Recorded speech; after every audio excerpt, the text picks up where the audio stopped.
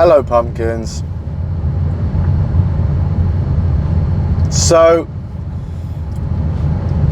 I have trained this morning. That was lovely. Got a bulbous pump and worked really hard. Got some good mind-muscle connection, as they say. And I have been trying to do this new advertising thing for at least 4 hours. And I have been stuck in the chasm of Facebook nonsense for literally 4 hours. All of my Facebook is just completely messed up. I deleted a Facebook page years ago because I wanted to come off Facebook, and I didn't know that was attached to the ad profile of my business Facebook page. And now the business portfolio that owns the advertising section of my business Facebook is now a ghost. So I'm trying to get permission to advertise all across from Instagram to Facebook and connect my Instagram to Facebook.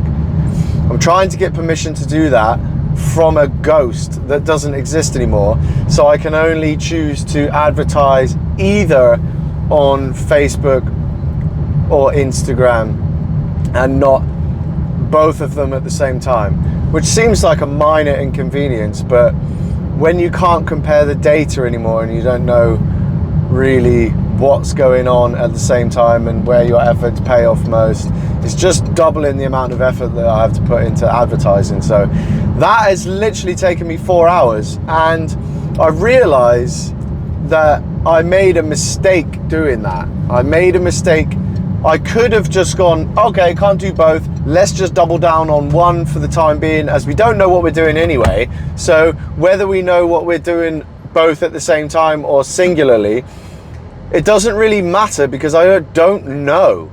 And I tell this to my students all the time. It's like, if you're doing something new, stop thinking so much about it and stop getting bogged down in the minutiae and just go for it. Just send it and think about it later. So what I should have done is take my own advice. You don't have to run, you sweetheart. Come on. Dear old bird just sprinting across the road in front of me like I'm gonna mow her down. Bless her cotton socks. So what I should have done is just take my own advice and sent it, just gone for it with one, just on the Instagrams or just on the Facebooks, and just learn more. And maybe, who knows, I'll be 4 hours ahead on advertising. So that's a bit frustrating. But this is just part of the learning curve, you know. It's just something you got to do, is make mistakes. So I'm gonna nip up to the gym now because now I'm running out of time. So I get a bit frustrated when I feel like I'm running out of time when I could have done 4 hours and I just let it slip with a silly mistake. But I've got to move past that now because I can't take that energy into my personal training session, and I just got to do the best I can on that. And tomorrow, fortunately, I've got I've got my yoga in the morning and my sauna, and then I've got like a day's worth of computer work, laptop work, all that stuff. So let's just leave it, shall we? Just leave it in the past, dust it off, and bring some cracking energy into this PT. I've got the PT in 20 minutes. That's going to last until 3 o'clock. Then I'm going to put my food in the oven and clean the gym while the food cooks, and then I'm going to eat my food, and then by the time I've eaten my food, there'll be a meeting for the sports club to come in, so I got to read the contract before they get in, and then we got to have the meeting, and that meeting will probably last anywhere between 30 and 45 minutes. When that meeting's over, then I've got to take the advanced class. The advanced class is going for 1 hour.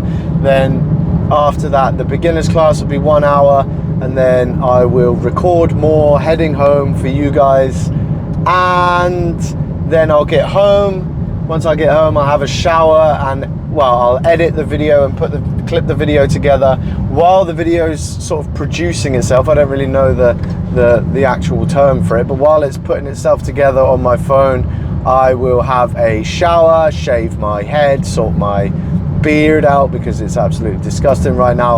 And then when I get out of the shower, I will hopefully have a video that's ready to post, and then I'll eat some dinner while that's uploading, and then I'll go to bed. So that's the plan for today. So basically, as soon as I get out of the car, it's just non-stop until I go to sleep at hopefully 10 o'clock. So not a particularly interesting day, but there we go. And then tomorrow, what I really want to do tomorrow is get an ad set up. I want to take what I've learned on these videos and just pump it into, what do you call it, the ether, into cyberspace as quickly as possible, and take what I've learned and just go straight away, figure it out, get it done, start learning with results and not some hypothetical nonsense. So that's the plan for tomorrow. Yoga, sauna, put it into action and start learning from some proper mistakes. All right, action mistakes. I mean, it's all action mistakes, isn't it? But I want to get some good action. I want people to be seeing the gym so they can be like, oh, what's this? I'll be like, it's a gym, mate. You want to come try it out? And they're like, yeah. And I'm like, cool, come and try it out. That's not my sales process, and that's not my advertisement process. It's actually a little bit more personable than that. Let's see if I got any parking spots outside the gym. What on earth is that? There is a parking spot outside the gym, but there's a jacuzzi in it.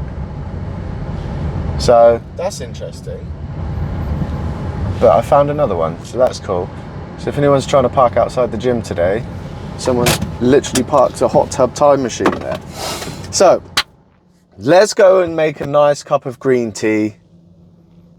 Let's calm it down. Let's learn to detach from the frustrations and move on to the new opportunities. Leave one thing completely separate from the other, because I think we all have the potential to be like, right, problem. If another problem comes up in a separate area of space and time, there's a thread that just channels negative energy from one to the other, and this one is fueled by this one, when in reality, if my personal training goes to heck, that's a different thing to this. So there's no reason to be twice as mad as the fact that there's two things that have gone wrong, if two things go wrong, than just one times mad. They don't have to interfere with each other, right? They don't have to scale each other. They just have to be dealt with separately. So that's what I'm going to try and focus on now. And I look forward to smashing through this day and then speaking to you later on. So, see you, pumpkins. Okay, pumpkins, you're about to see me try and reverse out of a tight spot, and someone has parked the hot tub time machine. All right, let's go. But I'm a man in a van, and I can. So we're straight out of there. Out that gap like a rat up a drain pipe. Look at that. Glance a minute. Some boy, mind. Some boy. So, wrapped up. Another day in paradise. Ciao for now, Frederick. Had an absolute banger of a beginner's session. Had 3 first timers in. I'm going to take the long way home. I've indicated left, changed my mind, indicated right. I'm going to take the long way home so I can have a little bit more of a chit chat with you guys, because I feel bad for yesterday. And I feel bad for this morning, not chatting to you guys quite enough. Honestly, was in an absolute grump of a mood and just wanted to get on with it. But look, guys, detached from the nuisance of this afternoon, and seriously, what a nuisance, and managed to detach from the bad mood and managed to just have a really good time. I had a great PT with one of my fighters who's having their first Muay Thai fight this month. They have kickboxing experience. And definitely grown with the chemistry with them on the pad work, and they have become more considerate on the pads. Like before, they were just blasting the pads, you know, but when they found out that I was injured, they asked me a lot of questions, you know. They asked me a lot of questions like, how's the injury doing, and is this, what was that sound? How's the injury doing, and is this too much power on the pads? And that was nice, that was cool. But we had a good session. I think we were both a bit wonky today, not feeling 100%, and we were not 100% together, and that was cool. And then, like I said, cleaned up the gym, had the meeting. The meeting went well. One of my fighters, I'm trying not to name people on the YouTubes because, you know, I don't know if they're all right with it, but she's cracking on getting the sports club set up, and that's really nice. She's doing a really good job. She's putting time into it, and it's not time because it's voluntary. It's not time that she's getting paid for or anything like that, and it's just very nice. Because the Norwegian Sports Federation is not an easy one to deal with sometimes. Anyway, what was I saying? Yeah, and then had the advanced class.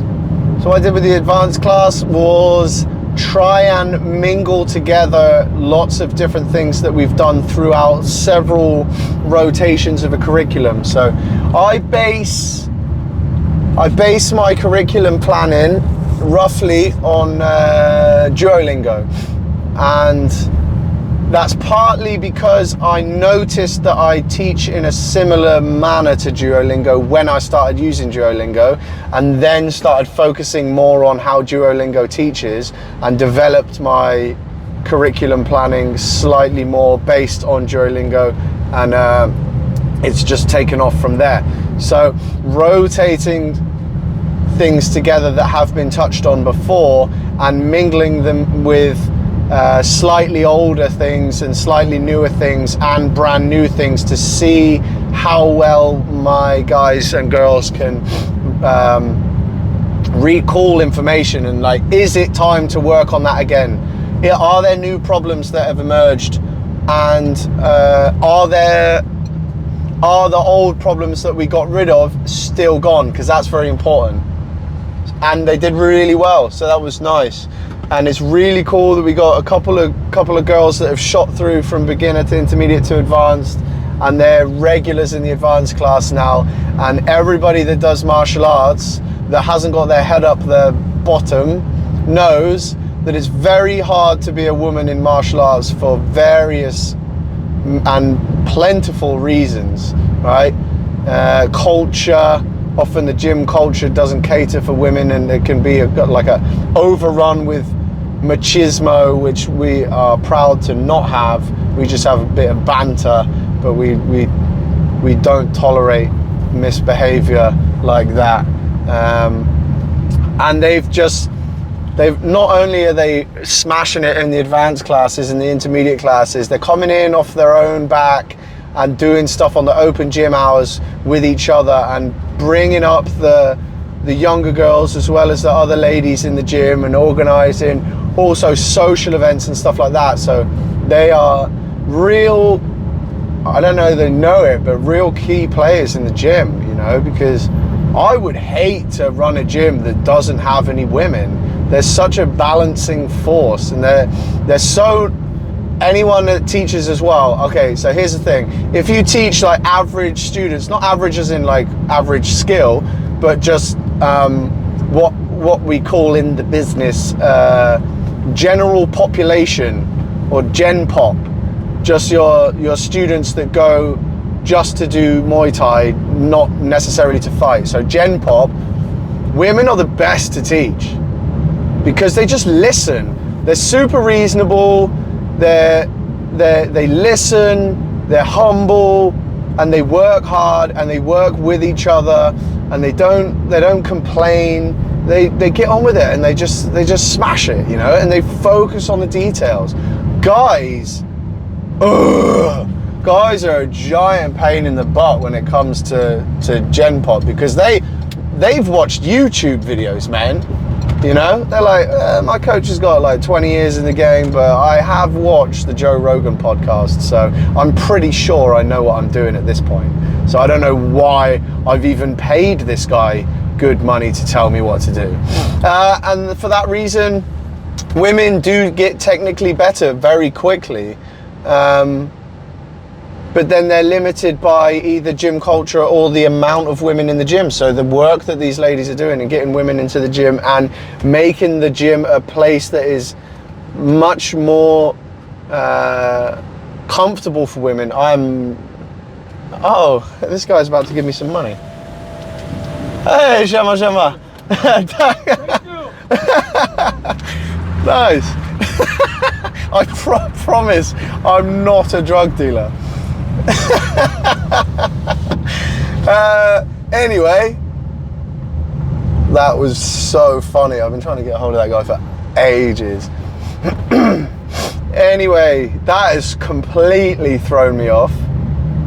He had a lot of cash.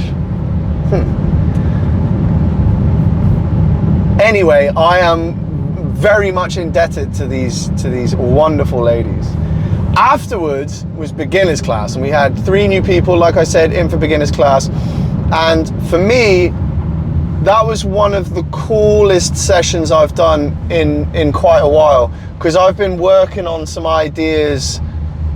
It's one of the main ways I like to coach is based on constraints, right? So I like to tell people, I don't really like to tell people what they can do. I just want to tell them where they can't go and tell them that they can do anything they like within these confines. Or if you guys have done any coaching before or looked into it, what you would call the confines a constraint, right? So this is what you would call CLA, or constraints-led approach. So it's, oh my days. So it's not, here's what you do. It's here's what you can't do. What else can you do here? And you set rules and you set limitations or constraints, and then you get them to learn in a much different way, in my opinion. And today, or the last couple of weeks, I've been working on something with elbows and managed to, I'm not gonna lie, I'm pretty stoked, all right? And I wanna give myself a little bit of a pat on the back because I managed to teach, I think, 9 different types of elbows to people that had never thrown an elbow before and didn't do a demonstration. So that was a PB for me, and have to say that I'm ever so grateful to my students for being the type of students that will, tolerate my experimenting, right? Because I changed my opinions a lot, and I changed my ideals a lot, and I changed my methodologies quite a lot, and I shuffle stuff around quite a lot, because I don't want to be doing the same classes forever, and I don't want to be teaching the same way forever. I think of coaching as as an art, and I don't want to be drawing the same pictures forever. I don't want to be writing the same songs forever. You know, I want to be making like a tapestry through life of, oh, this was the CLA era when he was doing all that. Or, I honestly think I'll be doing CLA forever, but just a different way of doing it, you know. Hey, Merhaba, I know her too. Everybody's out today. Look at that. And I love that I have students that will just bear with me, you know? And sometimes I'll just absolutely swing and miss for an hour, and I'll just go home and be like, just remember, Thomas Tucker, just remember that they do pay a membership, so you can't swing and miss every time. But they're so humble, and they're so hardworking and so understanding, and they tolerate my mistakes and my experimenting so well, and it just gives me the opportunity to, I think, flourish as a coach. So I'm really happy with the students I've got, honestly. If you're a student of mine, thank you for being a student of mine. I'm so grateful that you're a student of mine and not a student of someone else, because I appreciate you so much, you know? I'm just really happy that you chose NCA, whether it was from the equipment, whether it was for the, it wasn't for the equipment, let's face it, but whether it's for the equipment, the location, or my coaching, because that would be really crazy. It's benefited me no end. So thank you very much, guys. Really, really, from the bottom of my yacht, I really do appreciate it. So now, after detaching from the little conundrum earlier and my little hissy fit earlier, I'm feeling good. And now I'm gonna sleep very hard, I think, because I've had a bulbous chest workout. I've got a full body workout focusing mainly on legs tomorrow, because I have chirped up a little bit health-wise. And I have the day off to do office work tomorrow, so I'm going to take a massive dent out of that marketing thing and out of the advertisement thing. And what better than this? All right, imagine, picture the scene. I've had a great day, guys. I've got an absolutely skin-splitting chest pump, triceps looking fantastic. I'm leaner than I was yesterday. I've had a good PT. Couple of absolutely cracking sessions. I've set a PB for coaching. I'm gonna go home and eat meatballs, guys.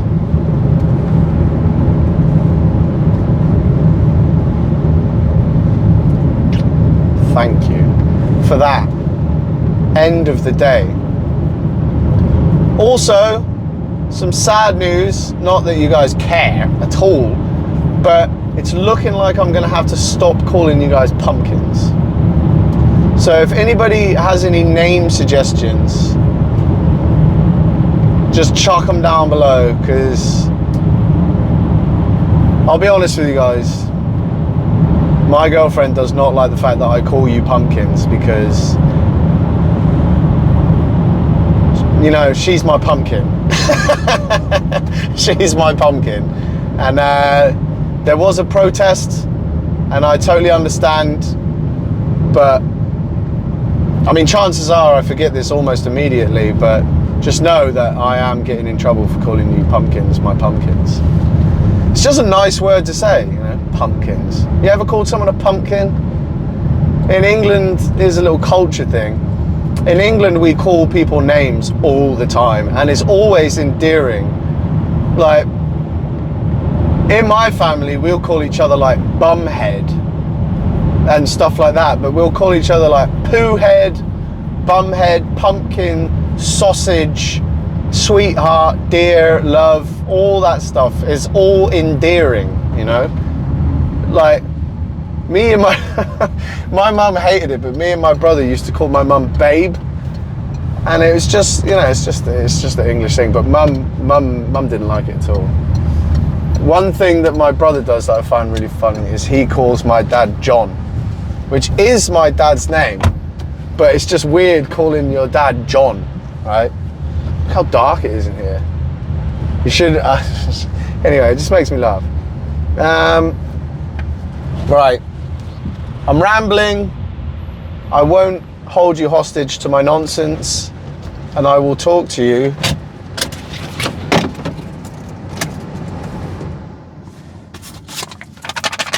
straight through the window tomorrow. All right, pumpkins.